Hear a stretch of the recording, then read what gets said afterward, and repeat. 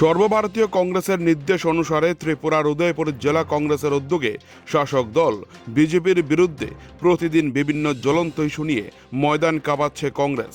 কখনো উদয়পুর শহরের রাজপথ, আবার কখনো বিভিন্ন চৌমাথাগুলিতে পথসভা সংগঠিত করছে কংগ্রেসের কর্মী সমর্থক সহ জেলা ও মহকুমা স্তরের নেতৃত্বরা। শনিবার বিকেলে উদয়পুর রমেশ চমনি এলাকায় কংগ্রেসের পথসভা অনুষ্ঠিত হয়। পথসভায় দলীয় নেতৃত্ব ছিলেন উদয়পুর জেলা কংগ্রেসের সভাপতি টিটন পাল, ব্লক কংগ্রেস থেকে শুরু করে যুব কংগ্রেস, মহিলা কংগ্রেস ও প্রদেশ কংগ্রেসের অন্যান্য নেতৃত্বরা। এই পথসভায় ভাষণ রাখতে গিয়ে জেলা কংগ্রেসের সভাপতি টিটন পাল তীব্র আক্রমণ শানিয়েছেন রাজ্য ও কেন্দ্রের বিজেপি সরকারকে।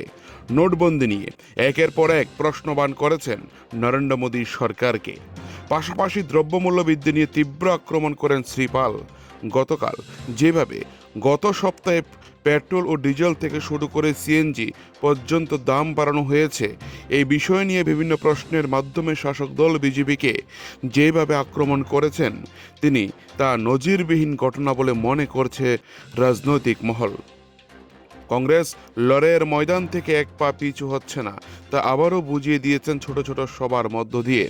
কংগ্রেসের পথসভা থেকে কেন্দ্র করে কোনো ধরনের রাজনৈতিক হিংসা যেন না ঘটে, তার জন্য কেন্দ্রীয় বাহিনী ও স্থানীয় থানার পুলিশ মোতায়েন করা হয়েছিল রমেশ চৌমুনি জুড়ে। উদয়পুর থেকে নিজস্ব প্রতিনিধির রিপোর্ট, টিভি 100 বাংলা।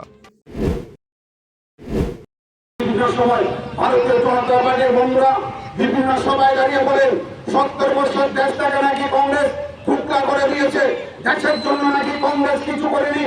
কিন্তু এই 70 বছরে যা কিছু করেছে সবকিছু সেখানে কংগ্রেস করেছে, সবকিছু কংগ্রেস করেছে।